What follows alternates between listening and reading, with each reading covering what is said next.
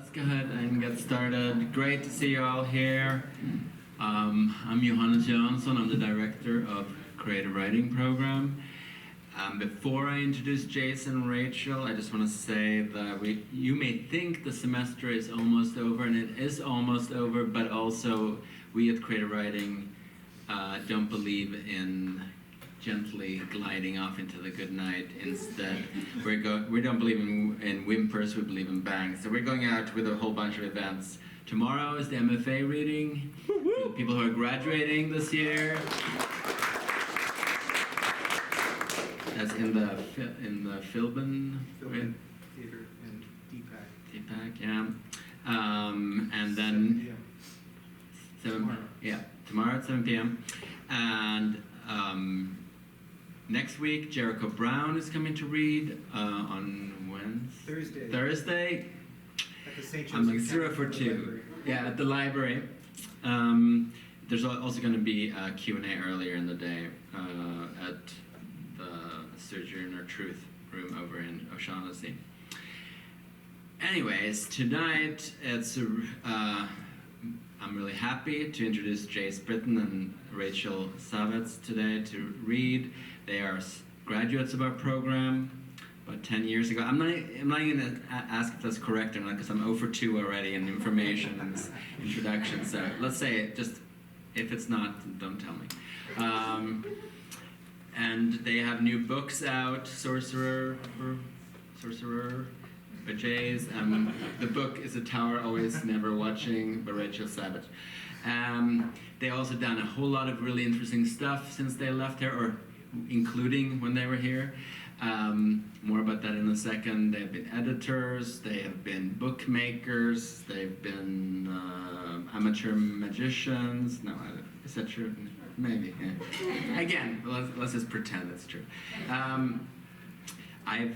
First Jace will read, and then Rachel, then Jace, and then now I'm like 0 for 5. So any baseball metaphor is out. Find another game.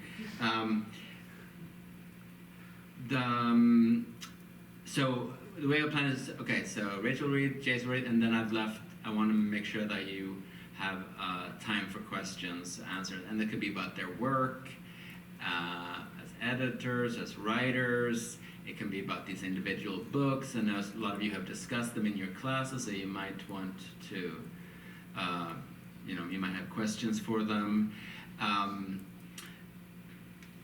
It's funny because when they were MFA students, and I will introduce you both at once, and then you can just go one after the other. I remember both readings were very memorable that Jace and Rachel did while they were here, and it actually has something to do with how I read their poems. As I told Rachel earlier, I have a strong memory of when she and Paul gave a reading over in the Bartolo.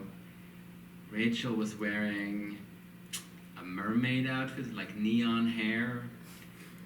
Paul was wearing a Jason's, or was it goalkeeper mask or a Jason mask? Is that the same thing? Yeah. Hockey mask. Yeah, and there was like a meat grinder involved. This book is,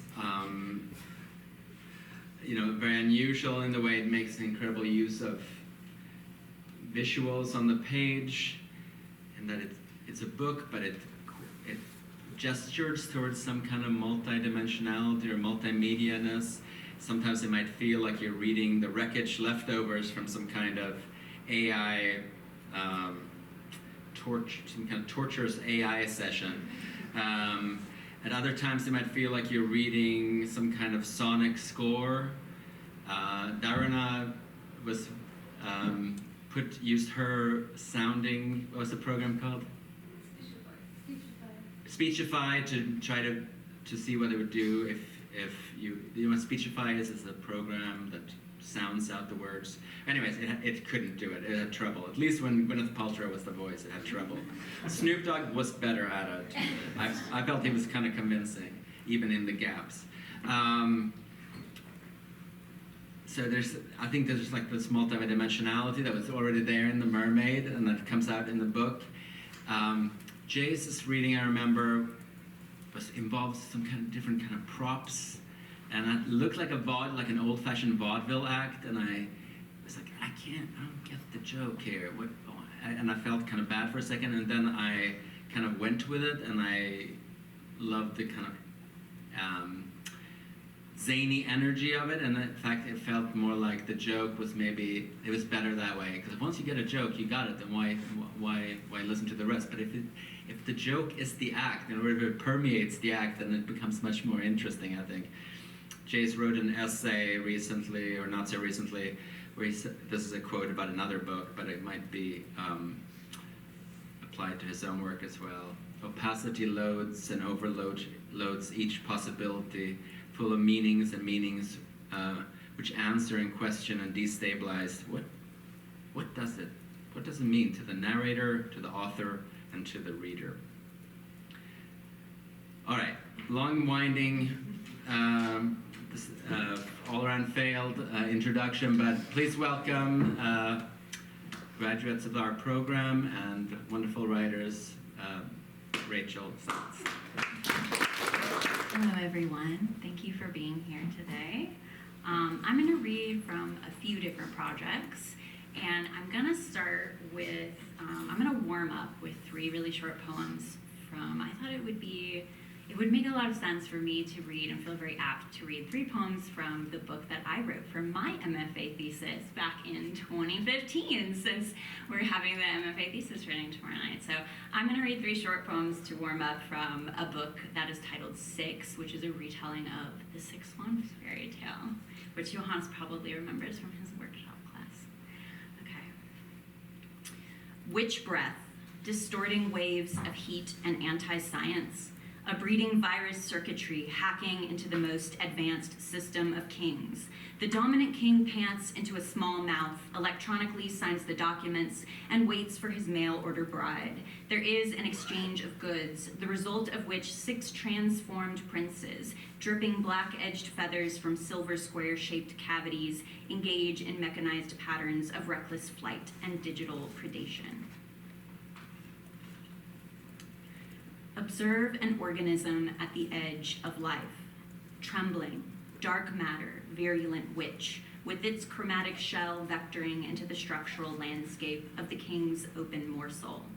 Muzzle, snout, orifice, diagram, willing host, red of the opening envelope slashed against the translucent equation. Its small fragments pierce the vastness of his infinitely programmatic complex.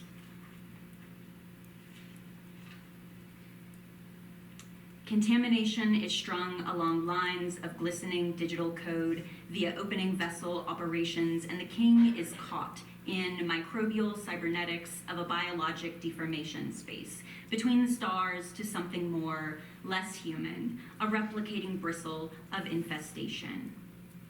A rotten queen would feel the weight of the delicate bride's cellular sheath opening, spikes of its fluted heels hooking into any tender meat that dares to wander.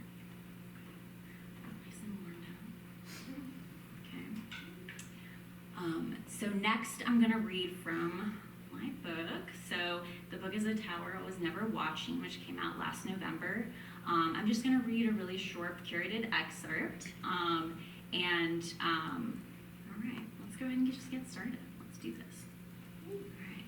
Yeah, I'm not a fan of giving a lot of context. You know, I like to kind of just get in there, do it, and let y'all sit with that. Okay. All right. Automatization. On the farthest continent, there is a gentle sliding of tectonics, which lends itself to alchemic factories. Production of precision and progress. Doctors, spliced angels kissing body parts with their scalpel-plated fingers, note, there must always be one that achieves success. A smoky skin sheath swallowing light, automatic, mostly mechanized. Base organic parts segmented over silver-jointed skeleton and translucent wiring. Anatomy becomes the new automaton, assembling meat and metals into the most efficient human transition. Next comes the new perfection.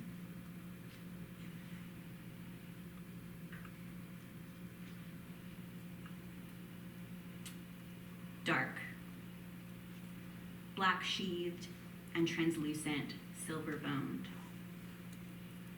Red maned, primarily metallic. The lattice work of his veins at the jointed click of his hand red hands, 500 fingers, is a multi-click datation of words. To comp lex to cal q late. He is into slash with big L's and mega pipe s and the rational random generate ion of the compute r slash mock in his hands and cyber.net ing set.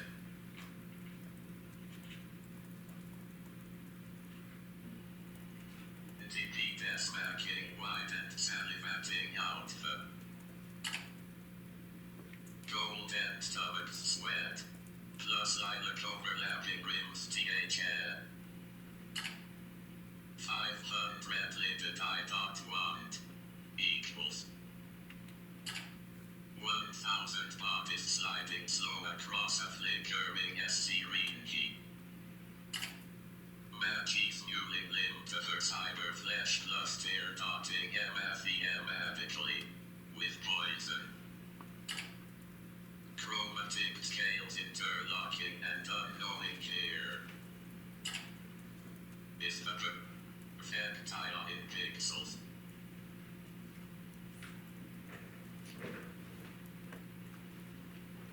A soft-set color palette, orange-skinned and black-veined. She is glowing softly phantom, chrysanthemums already crowning the sunset coils of her silky hair.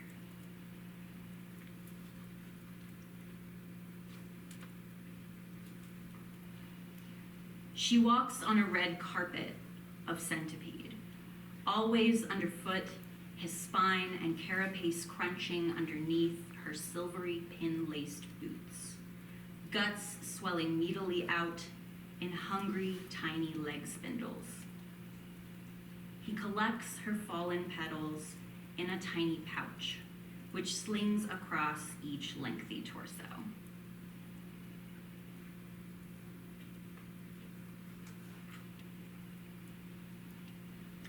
"Oh, Glam," says he, "the many hands, so many hands, all sliding in the most sentimental of ways, so thoughtfully bled of poison for the occasion," he says.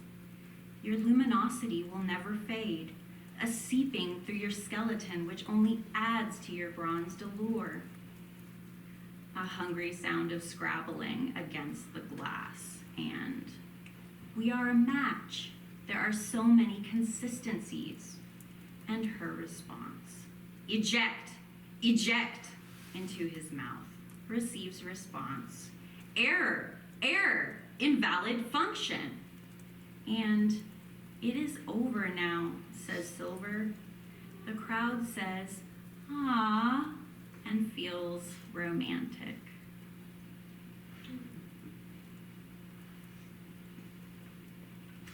Glamazon strung up, dead, so much skeleton filling, blood, marrow in the equation for the god machine is chemical and balanced. There is always balance, silver pins, and then to dust. Insert centipede, her faithful shadow, fingering wide-eyed photographic lenses into each hungry palm, will see her moment too. When it is over, he will gather every slender limb.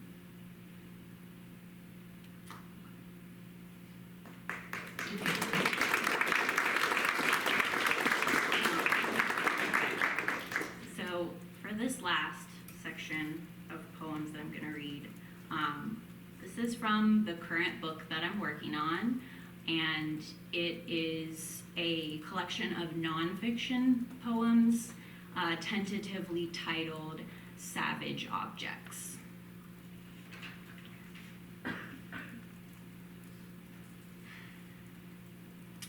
The love which destroys.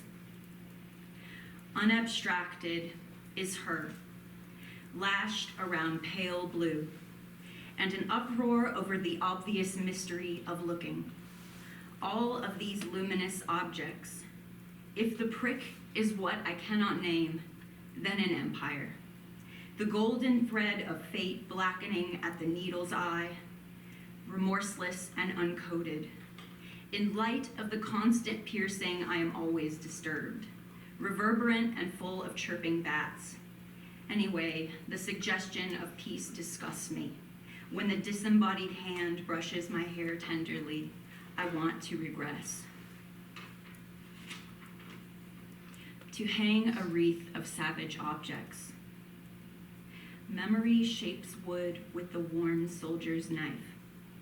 Mice, alligators, elephants, ducks, swallows, fish, buffalo, camels, and kings. Swirling auras clustered in their protein coats, imbuing with myth and inexorable love. All that essential crystal. Aeons. These things are significant without curation, but there is no way to know. The places where the light touched, every rabbit and gust of wind. Basic rose anatomy. Alone in totality. Straining from anther to hip, delicate leaflets snarled beneath the unbearable. No, I imagine despair when this book afflicts me cruelly. All of that time, did she think of me? Naked and incomparable, fiercely, worlds in proximity. If, then I gnarl those sapless atoms into stalks and I eat myself, swollen with no. Was there any pleasure at all? The soft oceans rimmed white around hulking petals. She told me that she was afraid to die, and I was so godless. Isolation in motion. Does the lidless angel slide toward further calamity? A frightened bead on a string. Parallel lines will never intersect. No one apologized to this monstrous architecture, this quarantine. Always if, all of these questions, if unanswered and unforgiven. Senseless growls plummeting into universal geometry. Negative space at the visitation. Spewed from all embarrassing orifices. Peonies, roses, dahlias, sunflowers, marigolds, morning glories, moonflowers, petunias, pansies, tulips, azaleas, butterfly weed, asters, black-eyed Susans, trumpet flowers, chrysanthemums, carnations, gardenias, violets into a trembling pink cup. This muddy vortex of churning flowers, sad annihilation. The red spider lily crouches beneath the window and the turquoise at her cold wrist. It's hostile and I wish I hadn't touched it. Initiating the intracellular death program. Cells commit suicide this way. Lax pistils will drip pollen grains from a gaping hole so lushly and pungent I am turning around and around as the hole seeps endlessly, grotesquely. The ovules off themselves. The fetal curl of the red rose is critical and weighs heavy in my arms when I sleep. I carry its puking mass gently, searching for a shelf on which to place it, but there will never.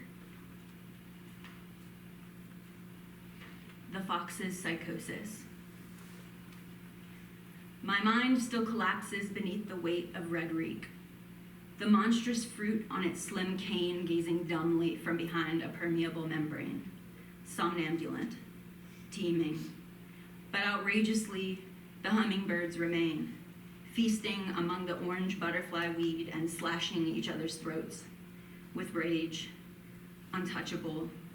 Do they feel an absence, all of those hot gems just tumbling out?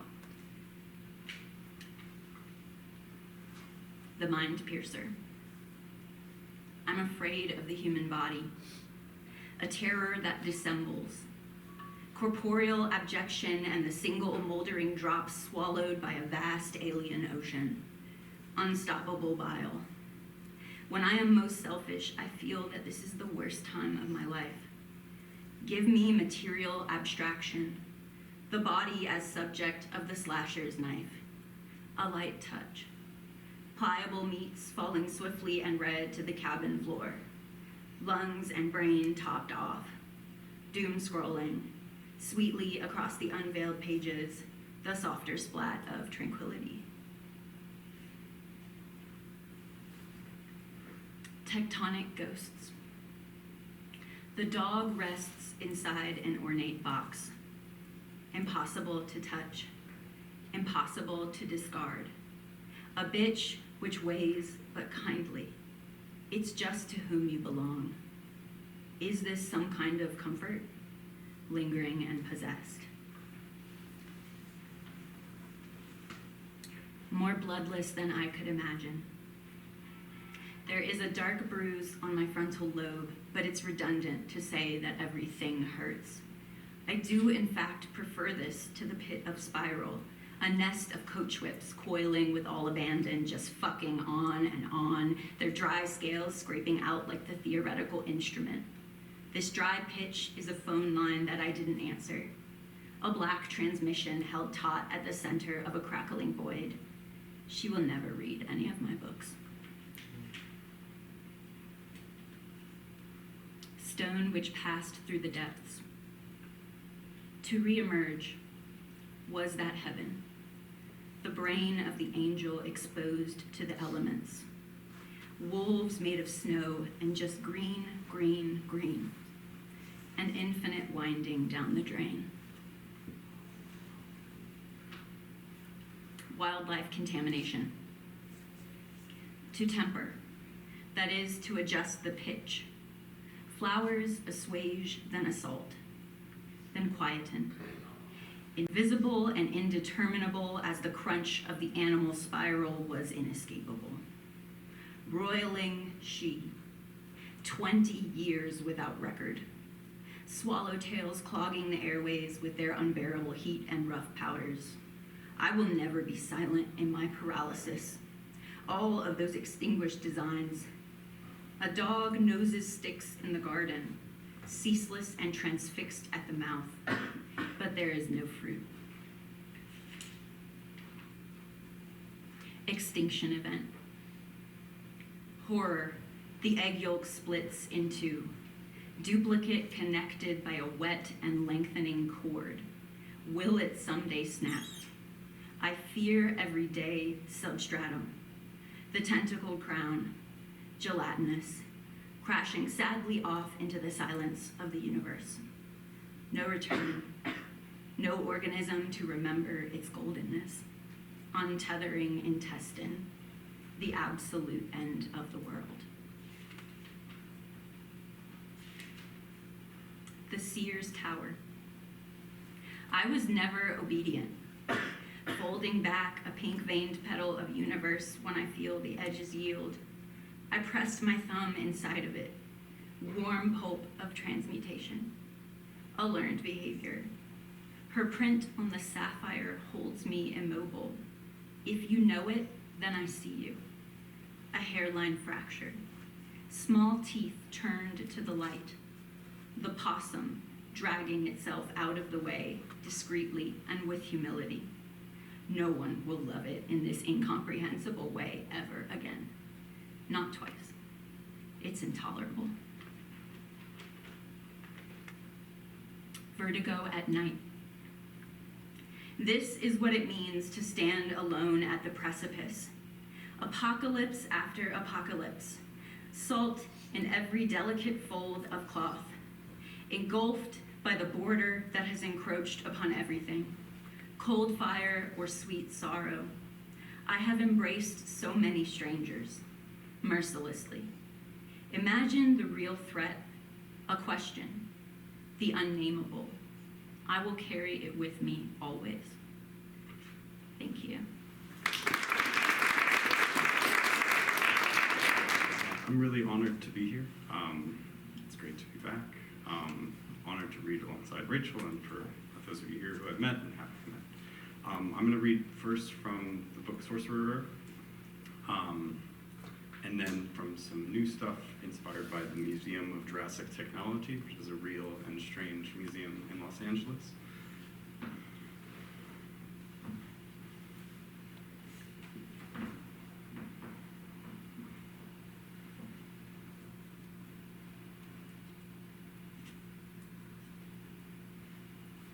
Conundrum. All dried up, or drying up, and crying only the sounds of tears not falling. What luck, what lousy wrung luck. In this heat, they said don't start with the weather. That's all there is for some folks like him. When Felix understands something, he doesn't believe it. A practice.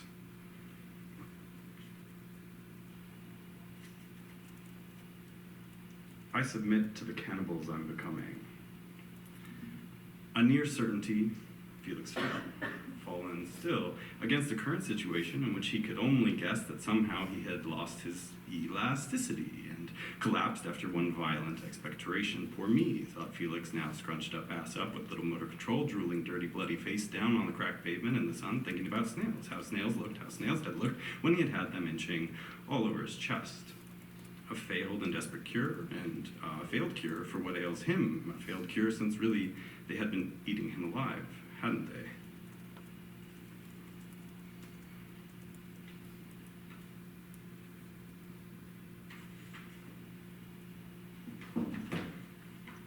Disquietus. The secret exchange had accumulated in palimpsestual volumes unnoticed in the sanatorium library.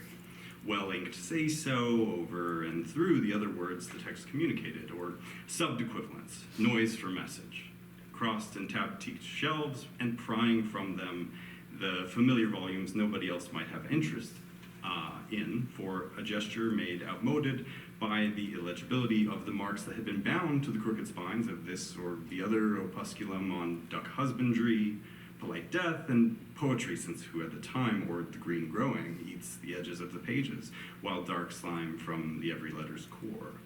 Oh, Felix, a self sobs, why wrestle with the enciphermentous toil, except and only to perform the precise toil they expect again and until?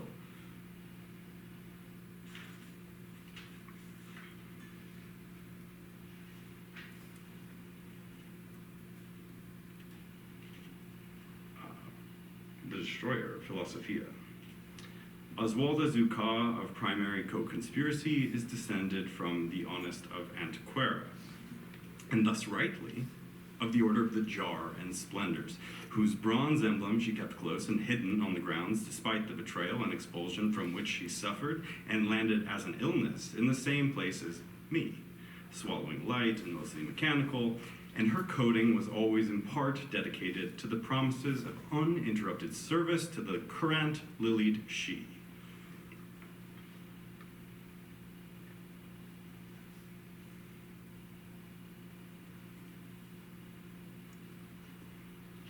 You've got nothing to hide and nowhere to hide it. What a picture, thinks again Felix, so curled up now, bald and bawling and failing to crawl, bleeding or blood and mouth just seeping out corners, recently expelled burgundy black slime splattered, spittled to that string of saliva connecting the slime still gooing from lips.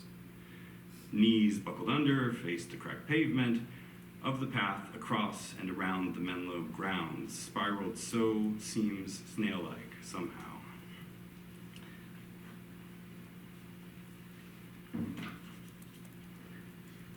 Alchemia 2. Those snails, those runic tracers that had taken the time plotting out their own graveyard on Felix's chest, a cure, a guess, an unnamed prayer, a slow mutilation, the living division of the alchemic grocery list, The beasts slow and slovenly, feeding on him, sticky paths almost invisible, except to the readers, the mages, the white-coat sages, quacking around his strapped-down gurney bed, eaten alive, and neither the least nor the last of it. The begged question, then, being one of cannibalization, answered in an infinite loop of sputtering and gross slime. Become snail. You eats what you are. Transformation isn't very becoming, Felix thought, and then farted. I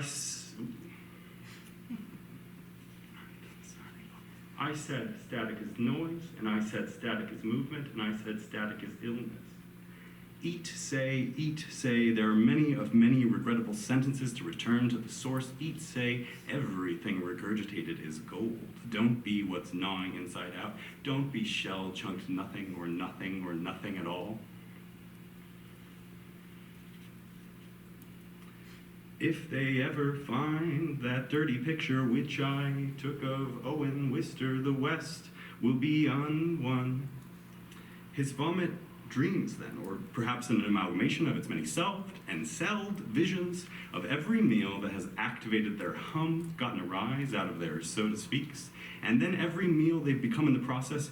Oh gods, everything is alive, Felix thinks, in sharing this vision with those he has expelled. Can a snail dream itself a moth, or must those images unveil more slowly than that?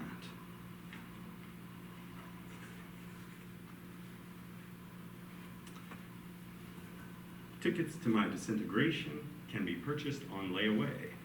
Or was Felix, rather than a snail, a carrion flower? Wasn't he a plant rather than a pest, and faking a rotting corpse in the sun? Wasn't that his expectorate, growing and pulsing with valence flies, accruing, attracted, ensnared, and engorged by his stinking pollen, as his expulsion raced down the path, away from the dinky trees, back toward his mouth, kissing brick lips, dribbles pale, pink, bubbly saliva pooling that way mercury comes together? As each of his recent expulsions glacially raced toward him, flies followed it all. Come, beg, eat shit. I'll take care of the little ones. Wouldn't he? Couldn't he?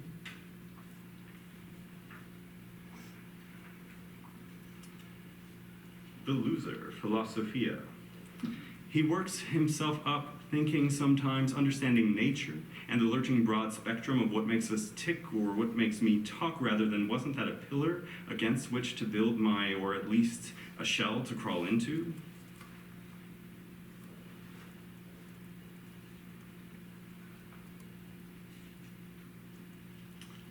But what if, simple X, what if it dried up first? Stay vital, stay vim, stay vigor. What's the point of these simple exercises if you can't think straight or chant right? Can't they see the stuffing the sun just robs of you? Oh, don't start with the weather. Again, not ever.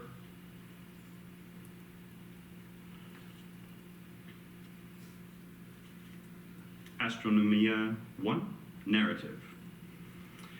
What might look like a snail tail is his one slimy foot. For anatomy's sake, seek the St. Albertus or Florian, or Joseph of Cupertino. Oh, higher powers, what's the point of these exercises? A snail which inches long does so 1 foot at a time. Ha ha ha ha. They had bowls at the sanatorium for expectorate, bins in which to dump the contents of the bowls, and snails just trace a tiny trail, after all, awake, a testament to slowly becoming a ghost. The bins have lids and are emptied twice daily.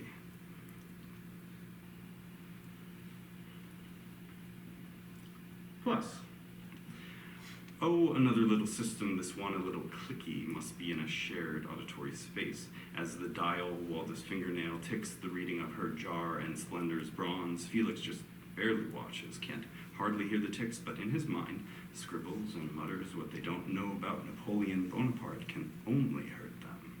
Aha, now there's something. I see.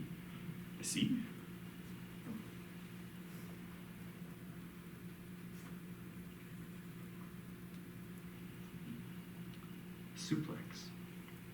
Sweet corners, wired mouth, all jaw broken, Felix contorts himself to wink. The slapped face, the goggled eye, a crust split of retorts, the way coats held fan-wise like a compass strung to spring. You have the wind there, heel turned, fled under victory. Walda ain't seein', but hears enough to laugh along. Adagio, to love the old man, piece by piece, like a son.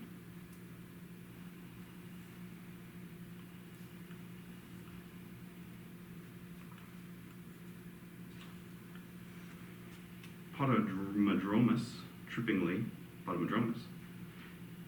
If once finally wings had sprung and torn his whirring body apart as his spirit alighted, he surely might have undressed for any old ferryman, but it seemed he was destined for a more total dissolution and a long night's swim. Inside, a Windows memory soup presses its face out to recover the careful ink of an autobiography of having seen.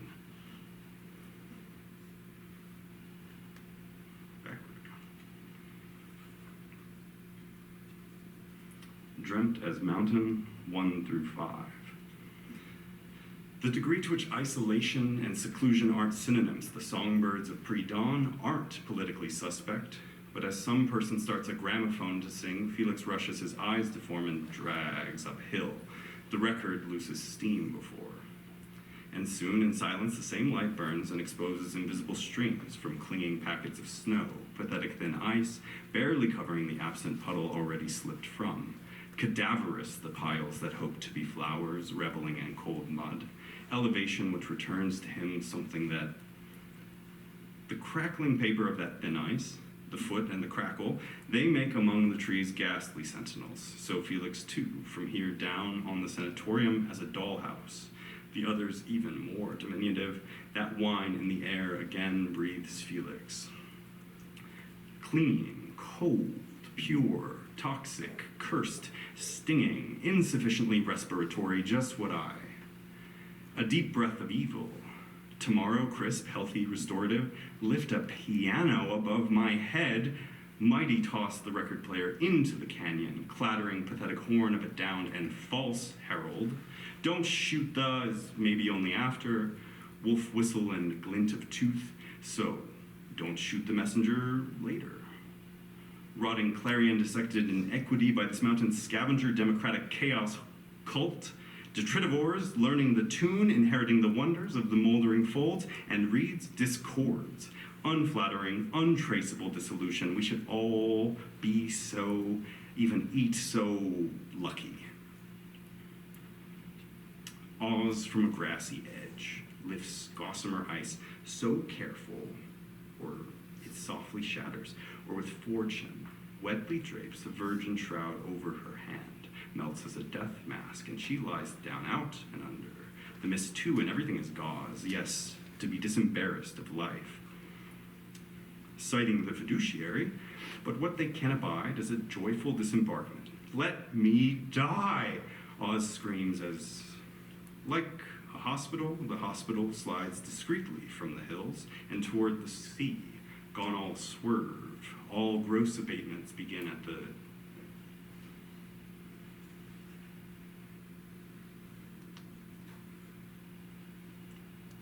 Karis.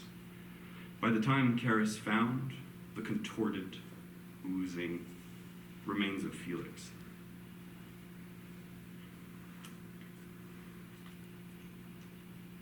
Virtus 3. Oz ponders, a simple cipher of Vignariish tilt, and yet a dead Felix, a void, a blank, into which signals would go missing, a dead Felix. Only loss, things I can no longer bring myself to say. Oz ponders the uncertainty of all those patterns undecoded, turns talismans into trinkets, meaning back to noise.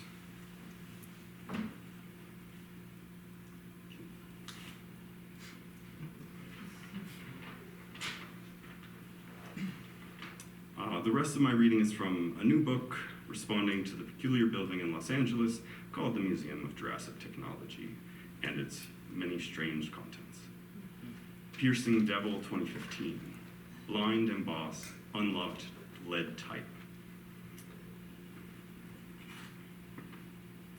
The narrow beam names, massively incongruous, touch of melancholy, meat, lead, nose leaves, four-finger care, God send thee with echo wave solids, each shoulder a hair.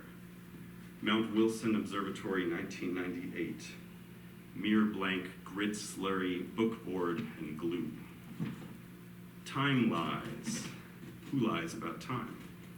Cleverly, I know a reflection to be omnidirectional, even in the replicas. A little paranoiac, I live at the back of his head. Even in the replicas, those better every was poisonous, graying fingertips setting lead type. Just to say, thought knowledge and understanding is also the, if it's true, then, or the word wings, translated into the English, would signify the extremity of a country. Eyes guided by the ineffable, glorious, incarnate thrones. Look, turn the mirror, toward where between dwell gods. Carbon's hold over me, sacerdotal outlaw, I believe everybody's seen.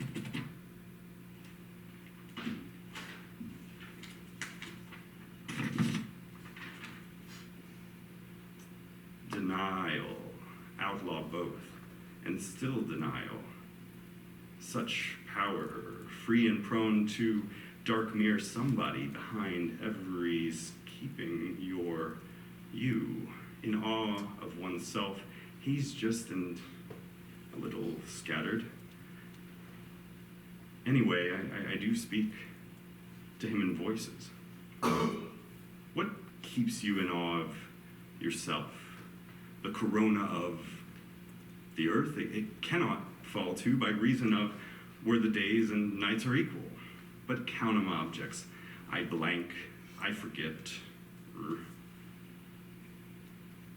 You, human jar mouse, which just to spite horn, keratin cursor, a what I want that points north to you in awe of yourself. You can't tell me anything without holding it for ransom. Kept coming back. The Lives of Perfect Creatures, 1957, bell mold, clay. Sung note, rung no, peeled from, throat torn by, I sing, you cast the voice against time.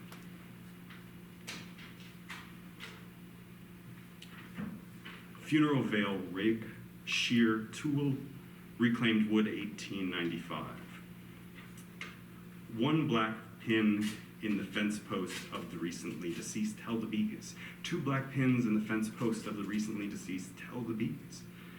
In the fence post, 10 pins, black death notice for the recently deceased held the bees. 10s and 10s, black pins before the house of the recently deceased held the bees. 68, black the head of the pins in the fence post of the recently deceased. Has someone told the bees how many can dance on the head of each of the 83 black pins stuck in the post of the recently deceased? The bees must be told.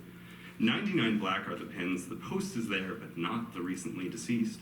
Tell the bees. Tell the bees. Tell the bees.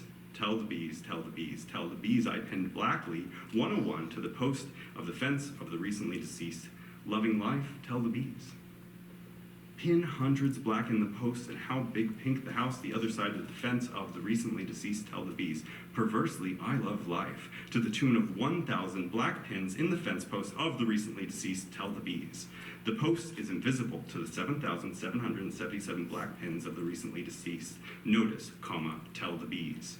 Over 10,000 black pins, 10s and 10s of pins, so that the path is impeded before the fence of the recently deceased, tell the bees. Who counts 10 to the power of 10 black pins mass, which casts a walking path into the tall grass, this side of the fence before the house of the recently deceased, tell the bees.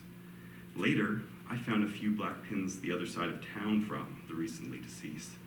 If I tell the bees how perversely I stuck pin in my big toe, pin of the recently deceased, if I tell the bees how perversely I love life, in my pocket a few pins of the recently deceased, to tell the bees how an occasional jab in the leg will remind and remind and remind me I have a device which over the hive to tell the bees on the big phonic end, and at this hole small enough through which I swarmingly whisper, we're dead.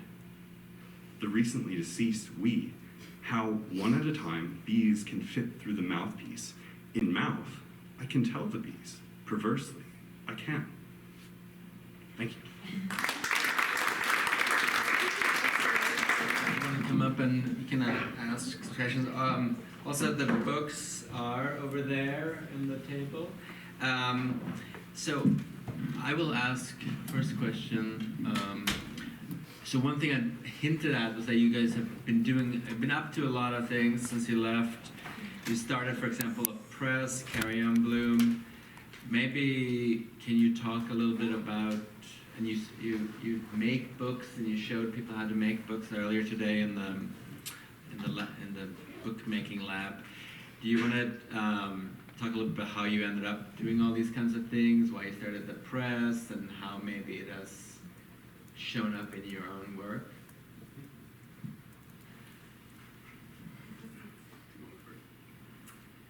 Okay, maybe I can start. So I think that part of it was we ended up at the PhD program at the University of Utah before we moved to New Orleans, which has just the most stellar book arts program, just truly excellent, one of the best studios in the country. And so going through the creative writing PhD there, you know, my work was extraordinarily visual already from the beginning. I was really interested in design on the page and thinking about, you know, typography and text, and sort of moving through those courses with book artists and people who were there for specifically bookmaking. It just seemed like a kind of natural type of collaboration that started happening. And that's sort of how I feel like, you know, we first started getting interested in physical bookmaking. Maybe you want to talk a little bit about the press. Yeah. So I think an early genesis point for the press, beyond sort of new things we had learned and wanted to apply in the sort of physical material sense, was just a kind of growing frustration that there was a lot of work that we knew friends had written or that we had come across in other places, or people getting up at readings saying, yeah, I haven't been able to publish this, but so I'm just going to read it for you and then throw it in the garbage. And then someone would read this thing that sort of blew the room away, and it was like, yeah, someone needs to publish this. And so, you know, first couple things that we kind of solicited and reached out for, and those didn't necessarily come in order, but that was kind of the start of the press. And then we did some open calls, and that same idea has continued to guide our press, and this is as far as I'll go in the history of our press, but just to say, in the first call that we accepted work, I think we accepted 5 books from the submission period, which is too many for your first call if you're starting a press. We were going to accept 2. Yeah. But the thing is we got all these pieces, right, that were in their intro letter, people would say things, and you have to be careful with the phrasing on this, but something to the effect of, if you don't publish this, I don't think anyone will. And then, you know, attached is a brilliant manuscript that we were like, we absolutely have to publish this. But we're sort of honored to have books that were like, oh, this was meant for our press. And so that's a sort of guiding light there too. Did we answer the many? The second part was, do you feel like working on bookmaking and publishing and editing has changed the way you write, or the way you go about being a writer? It has for me. Absolutely. I think that one thing that happened in terms of starting to actually make books physically and think about, you know, how things are fitting together visually and structurally at a really, really fundamental level, and also thinking very conceptually about what is a book and what could be a book, what can I call a book. It really made a lot of my work move towards the book object itself as a consideration in the text. So, I mean, this book is very much, you know, part of this book is thinking about the concept of the book and what that is and what that means and what it means to read a book and how we act on books and books act on us. So I think, at a really, really deep level, working with books, making books, infected the work in a way that almost everything I write now, I think, is in some way considering what does it mean that this is a book, that I've decided to write what I'm calling a book. Yeah, and for me, kind of related to the press, we've letterpressed a lot of our covers, some with lead sep type and some with polymer plates, which was like sort of, we don't need that, but composing like lead type, which is not quite backwards, not quite upside down, but you have to, it is a little bit both those things, and you have to compose one letter at a time that you find out of what's called a type drawer, where all the letters are sorted, not necessarily in alphabetical order, in the order that we're usually thinking of. And so it really slows down your composing process. And so even that kind of thing has changed how I think about the line, how I think about the word, how I think about the letter. I think maybe I hadn't even thought that much about the letter as a writer until I started working on stuff for this press. So like the content was very much infected by style and form in strange and surprising ways. Does anybody else have questions here that you would like them to address? Yeah, I'm curious about, thank you guys so much for coming. Okay. I'm curious about the form, and in general, kind of like, of poetry as an object and what that can mean for like the integrity of the text. But particularly in this book, I'm interested in how you created the visual on the page and more about like the kind of like the formatting. Is it working? Oh. Yeah, so the formatting of this book was really long in the making. I think that I was working on this book for like 8 years or something. So initially when I first wrote it, which was before I'd even knew anything about book arts, it looks really a lot more like traditional poetry, you might be surprised to hear.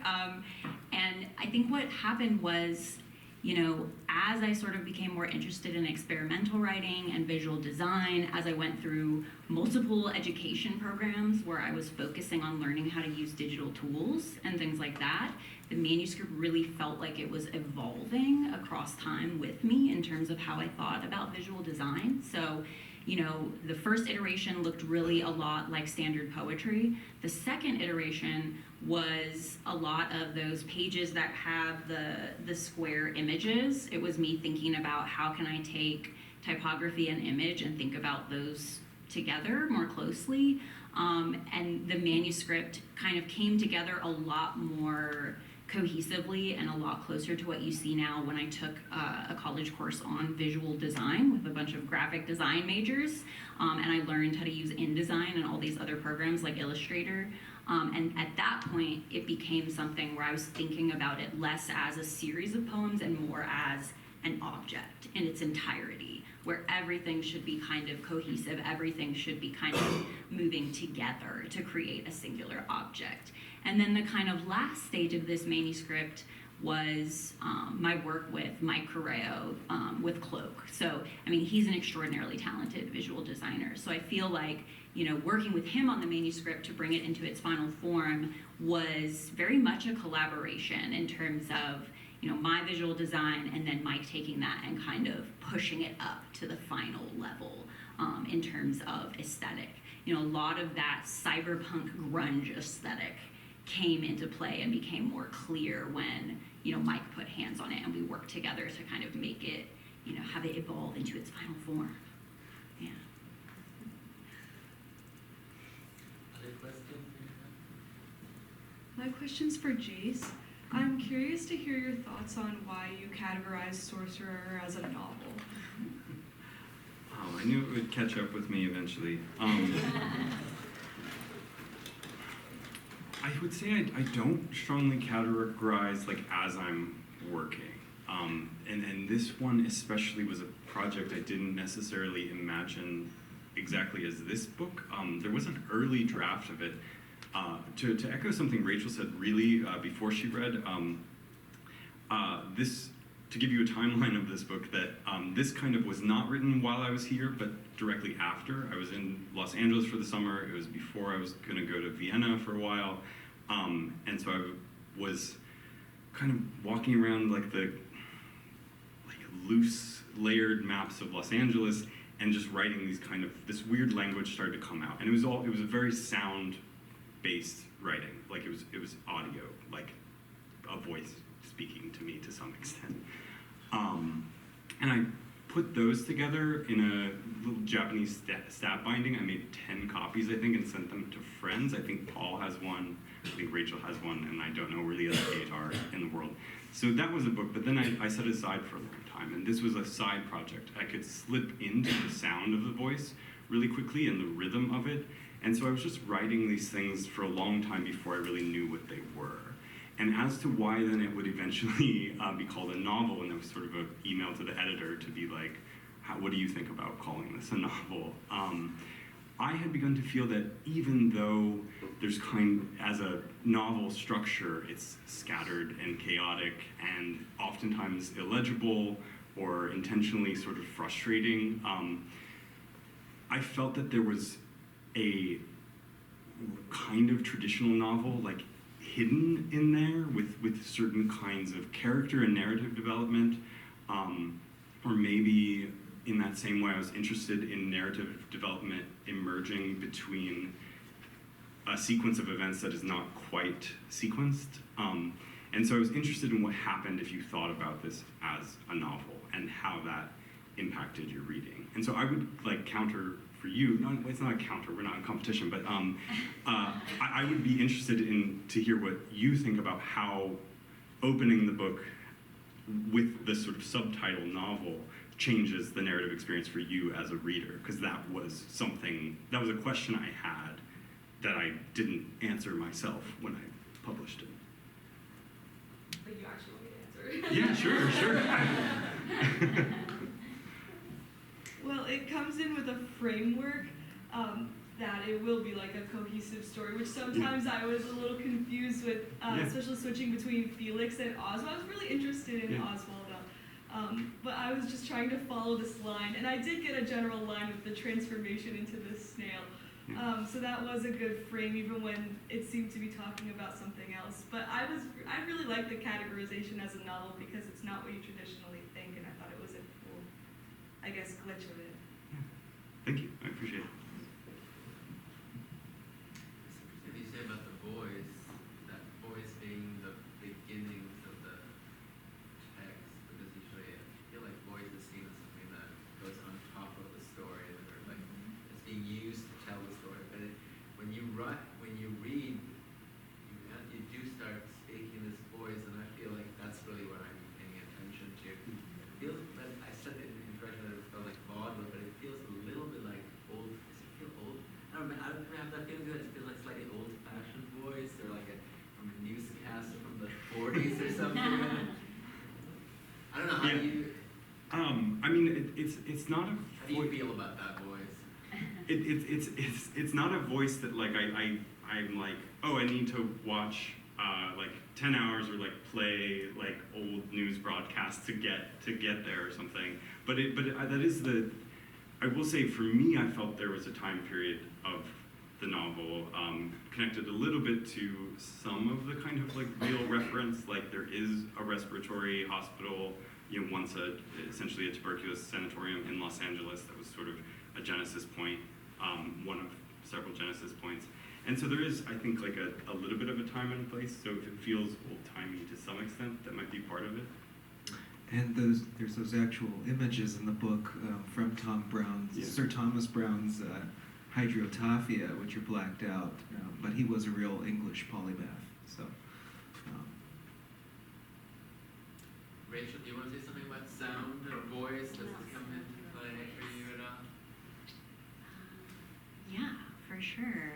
And I mean, particularly in thinking about the book as a tower, that I think a lot about, so those two pieces that Jace came up and helped me with, where we had the little robot read it, and think about it coming out of a robot voice, and then kind of interrupting that with the mouse click sound. I mean, I think that, you know, character and voice is really important to me. I feel like this book is primarily a sequence of characters, and that's kind of what ties everything together, is all these different voices that are fragmented, kind of coming together in a way where it's hard to even tell who is who or what is what.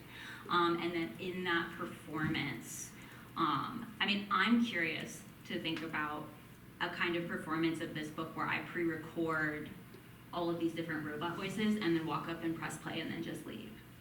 I mean, I'd be interested to think about, you know, what that would do. It seems like you were doing that. That's great. Yeah, I know, and I heard that and I was like, yes, that's wonderful. That's You exactly should what I check was out, yeah, you thinking. should check out that program. Yeah, for sure. Other questions for Stu? Yeah. It's okay. Thank you. This is a question for both of you.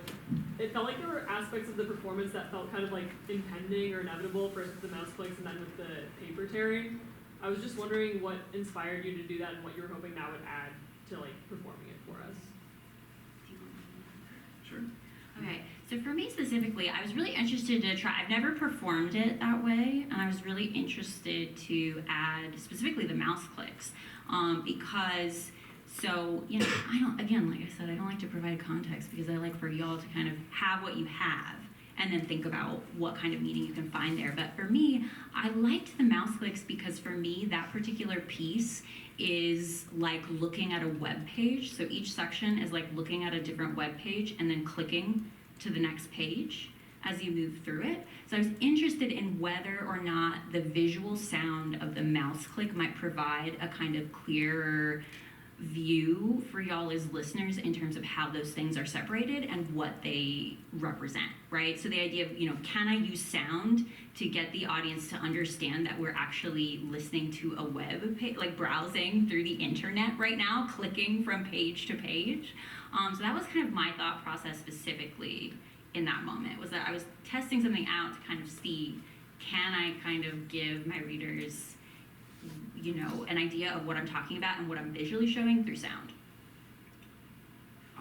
For me, I'm realizing that these projects, and I've been realizing this all day, putting these two projects side by side, the Jurassic Technology piece and the published book, they're sort of similar in ways. And so for Sorcererer, I see the titles and text, or I don't even see them as subtitles, or maybe more like intertitles, but they are on a different channel, a different narrative channel than the body text, so that like when they're quotes, many of them are quotes, they're quotes sort of being like delivered at the wrong time in the narrative. So there's a lot of like back and forth with memory or precognition even, and so some of those are like quotes that would have been useful had they come earlier or vice versa.